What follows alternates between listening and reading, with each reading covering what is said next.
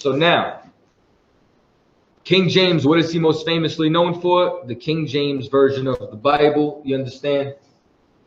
Gets you a 1611 if you haven't already. This is the complete scriptures. Well, at least what we have left. You understand? Right. A lot of our records and all that were burned and destroyed. This is why we had to find remnants of them in the Qumran caves. Because our people would stash them in the caves, because if they found them, they would destroy them. Just like they destroyed the North American Indians records. Just like they destroyed the Indians records in the Caribbean. Just like they stole our identity. You understand? So on and so forth. Now, please, listen. Hold your peace for a minute, all right? The water. King James Version. You understand? When Elizabeth died in 1603, the crown passed to King James I, the King of Scotland. You understand? Now, it says, here we go.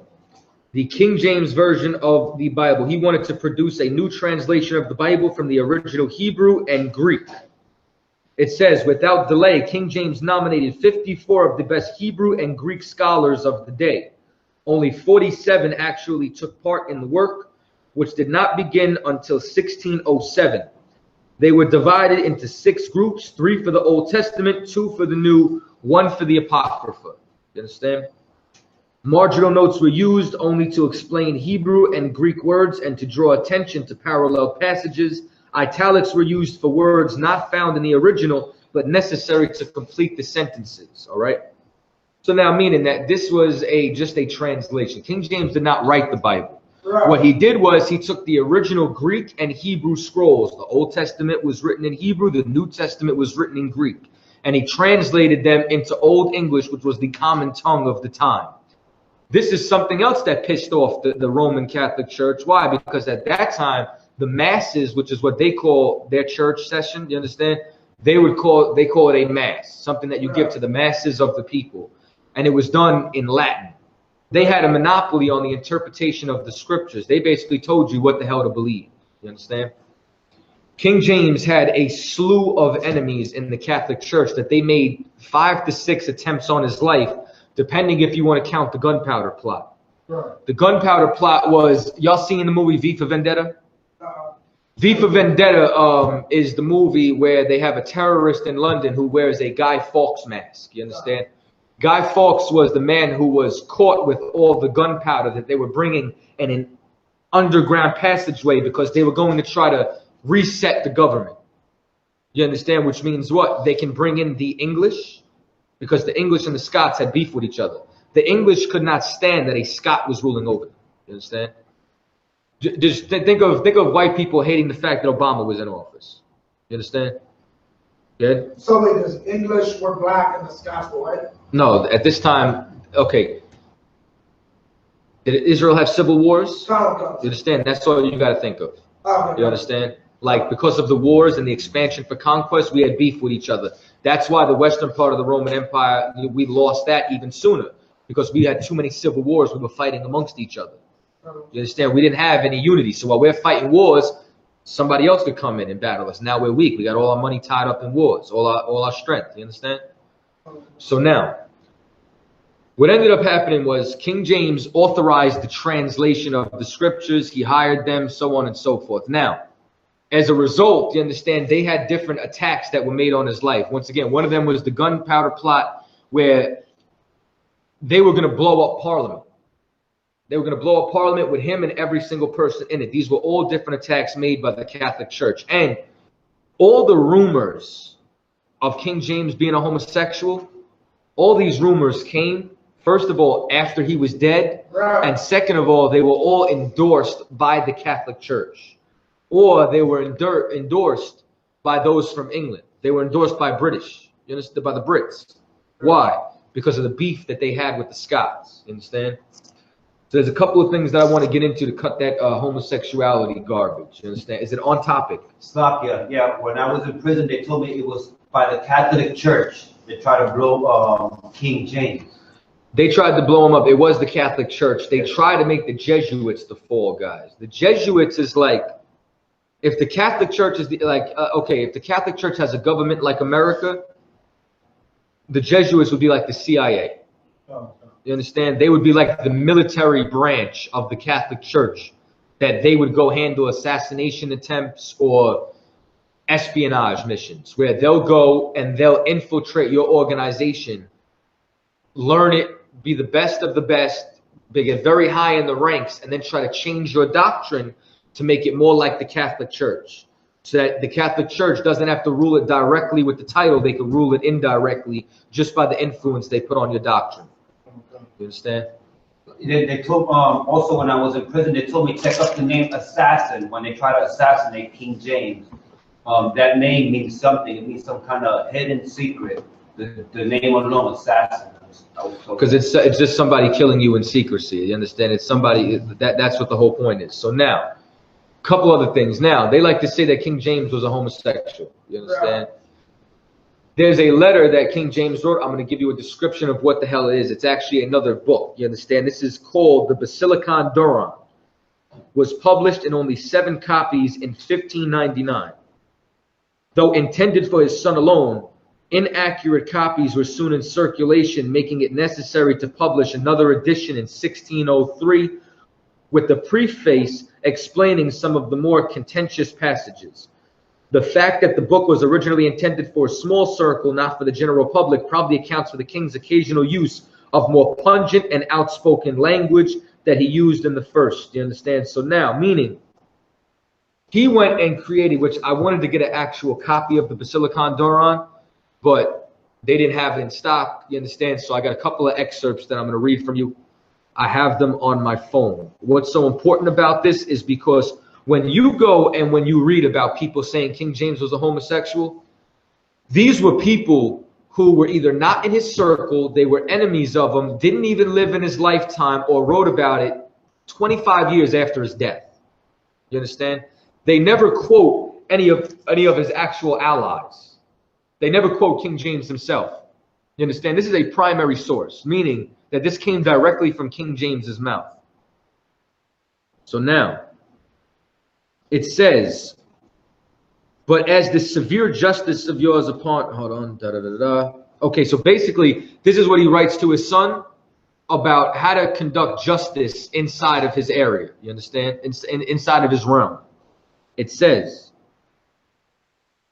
there are horrible crimes that ye are bound in conscience to never forgive.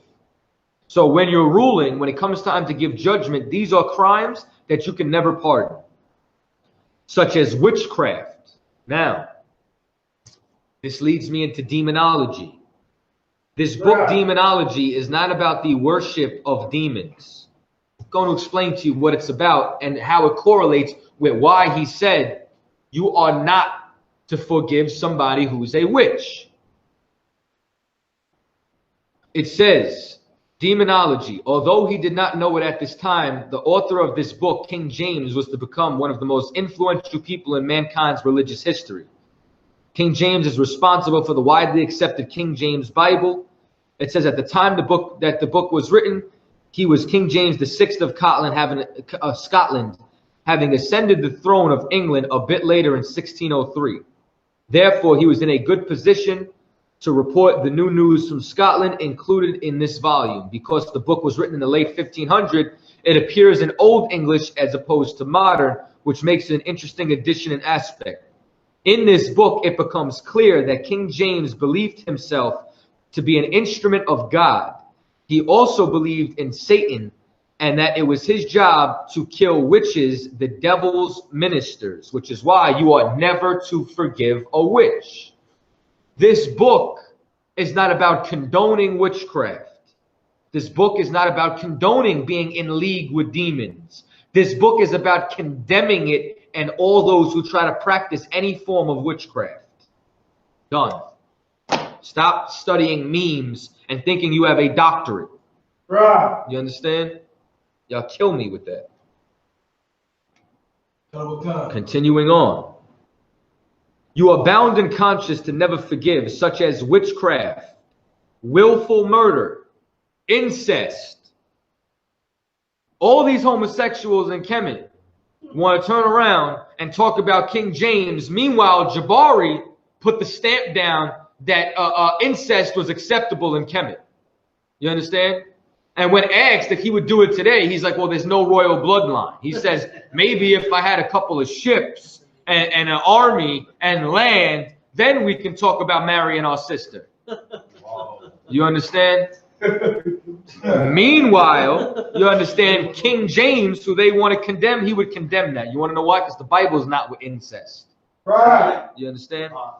So now, especially with degrees of consanguinity, sodomy, you are never to forgive a homosexual. This is what King James wrote. This is what I want to know. What homosexual says that? What homosexual tells his sons they can't be a homosexual? Magic Johnson? No, I don't think so. He let his son become a damn transvestite. Right. You understand? Because Magic Johnson's probably a homosexual himself. Why do you think he got AIDS? Right. You understand? Is it clear? Is it clicking? Did you do the math? Man plus man equals what? AIDS. Right. Very simple mathematics. Sure. Besides, if you're guilty of one sin, you're guilty of all of them. That's correct. Once again, they weren't in the truth. From a truth standpoint, you understand that. But these are the particular sins that he's talking that you should not forgive. You understand? As well as poisoning and false coin. False coin, you understand, meaning making counterfeit money. All these crimes are crimes that you are never to forgive.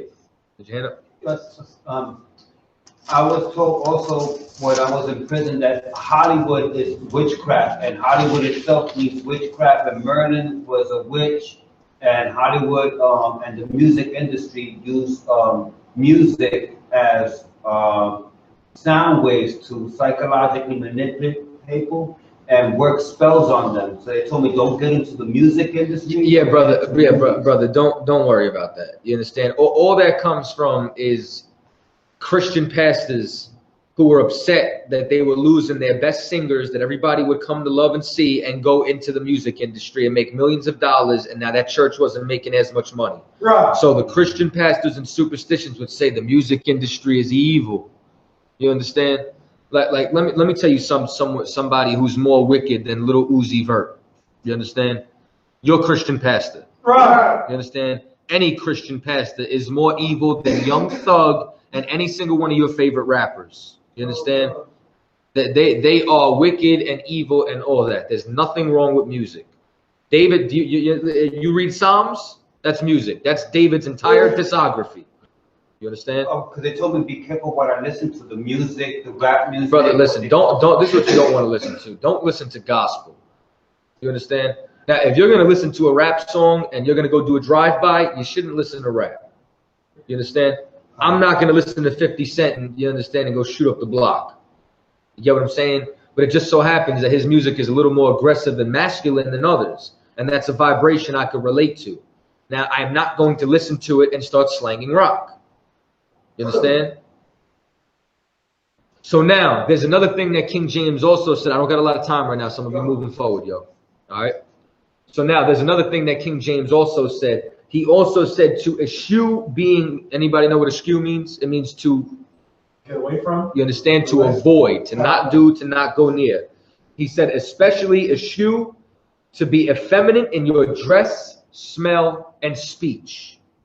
You understand? Now, why would he say never pardon a homosexual? And this is another thing. You know, gays have their own Bible. Right, right. Gays have their own Bible, and in it, they took out all the passages that are against homosexuality. Why would King James, in his authorized version, leave them in? Why would he not pardon the sodomite? Because the problem is you do biased research. You do biased history only from one side of the story from people who couldn't stand the man. You understand? You know, you have people today saying Malcolm X was a homosexual. Right. You understand? Why did they say that after he's dead? They didn't say that while he was alive. Right. They said it after he was dead. You understand? One of those same people was Sir Anthony Weldon. Sir Anthony Weldon was one of those people who waited until 1650. Meaning what? King James was already dead for about 25 years, and he waited till his son Charles was executed. Then he started saying they were homosexuals. He didn't have any opposition now. Now he could say whatever the hell that he wants. You understand? So, if I could just get what's called that timeline, the whole timeline with Charles and Charles the first and second. what's it called? Cromwell lost his power, and Charles II got put back in power, and then Cromwell's descendants got put back in power. And then he got executed. So like, huh? And then Charles was executed. Yeah. So Charles I was executed. Cromwell came into power. Cromwell fell out of power. Charles II came into power. Because they were all fighting for it. And then after that was the decline, and that's when they started to take over the bloodlines and the rulership and so on and so forth. Okay, because I thought what's it called? Because when I read it, it's like Cromwell did this, then Charles came into power, but I'm like, wait, that should be first Charles, not second Charles. So it's like they were both fighting during the time of those two kings. Like, but the father and the son had to fight the Cromwells to keep the throne. Because there was about to be a regime change. You understand? Because this is because once again, this is the 17th century. Right. Towards the end of the 17th century, England and Scotland, you understand, became ruled by whites as well. You understand? So now, we talked about the homosexuality, the attempts on his life. He did not write the Bible. He translated it.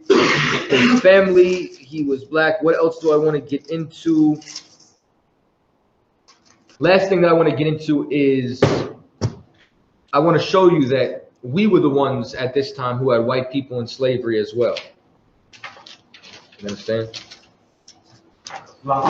Other one.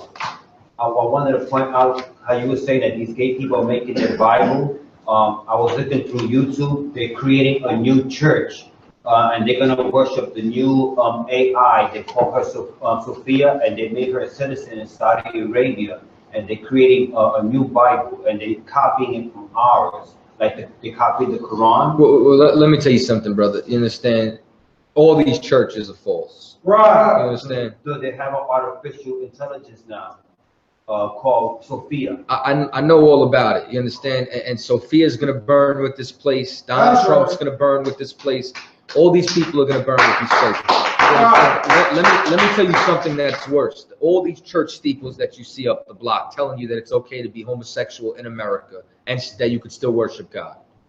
That's worse. All right. It's like Isaiah 45:17, where it says, "No weapon formed against thee shall prosper." And then the churches get shot up. You understand? Because they're not serving the Lord. Now, this is another misconception that I want people to know. The Jamestown Colony Group. You understand? This is something y'all don't know. This book right here is called Before the Mayflower, A History of the Negro in America from 1619 to 1964 by Leron Bennett Jr. What's so important about this? Well, because a lot of the early explorers and people who came to America were free black men who were coming from these different countries that we were ruling. You understand? I'm going to read you an excerpt from this book. It says, an estimated 1 million of these Negroes found their way to the land that became the United States of America. But the first black immigrants, Anthony, Isabella, and the Jamestown group, were not slaves. This is a fact of capital importance. Now, meaning what? That the Jamestown group was founded and ruled by black men. You understand? Who were not slaves. They were free men. It says, this is a fact of capital importance in the history of the American Negro. They came, these first black men, the same way many, perhaps most, of the first white men came, under duress and pressure. They found a system of indentured servitude. Indentured servants come from us.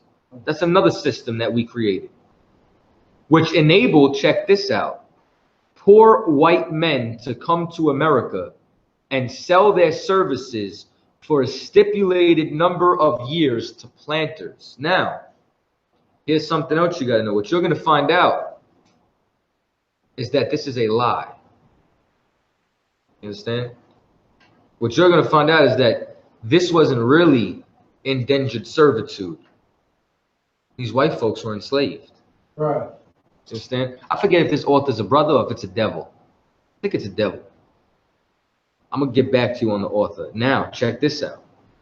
It says it enabled poor white men to come to America and sell their services. Under this system, thousands of whites, hear this good, thousands of whites, paupers, ne'er-do-wells, religious dissenters, waifs, prisoners, and prostitutes were shipped to the colonies and sold to the highest bidder. Some were sold as the first Negroes were sold by the captains of ships. Meaning what? These were slaves. You understand? We had white people in slavery all throughout these times. And you want to hear something? That's where they belong. Right. You understand? That's their purpose. The elder was always supposed to serve the younger. You understand? Some were sold as the first Negroes were sold by the captains of ships. Some were kidnapped on the streets of London and Bristol as the first Negroes were kidnapped in Africa. You understand? Wow. Meaning what? They were slaves in Jamestown. Now, let me show you another picture. This picture goes all the way back to 1402. This is what the British court system looked like. What you're going to see is that these judges at the top are all black men. And when you come down to the bottom, you'll see black bailiffs in court chaining these white men to the post to get their judgment with their shirt off, their hair all wild, looking like cavemen. But Talk, pass this book around so they can see this. Slice, directly. Yeah. What book was that stated that Jamestown was founded by Negroes? Before the Mayflower. This book is gold. You understand? It's got so much good history in it, man. I haven't even put a dent in it. But this goes for anybody who wants to sit there and say, well, King James was a slave master. Yeah. White slaves. You understand? Straight up and down. So, just to sum this up. One second. Jerusalem was destroyed. Those who were lucky enough fled into Africa. You understand? Those who weren't were taken into captivity. We fought in the arenas. We were servants. We were slaves. By 193 AD, what? We took over. You understand? We took over, and Servius Septimus and Priscinius Niger became the first black emperors of Rome. We were still ruling even up to the time of Constantine. Because of all the turmoil in the West, Constantine moved his capital over to modern-day Turkey or Istanbul, which was known as the Byzantine Empire. We had that locked down until 1453. After 1453 AD, white people took over Rome all over again, but we were still ruling France, Spain, Germany, and England. You understand? Those that were over in the Byzantine moved from Byzantium and were the ones who started to inhabit those lands. Eventually, also through civil war, we lost our power. White people took over, and then we went back into captivity. You understand? So, King James was black. You understand? Constantine was a brother. You can't get around it. You understand? So straight up and down, y'all better kill that noise. Y'all better learn some goddamn history. And you understand? That's pretty much the gist of it. The white man's the devil. Let's put it that way. You know what I mean?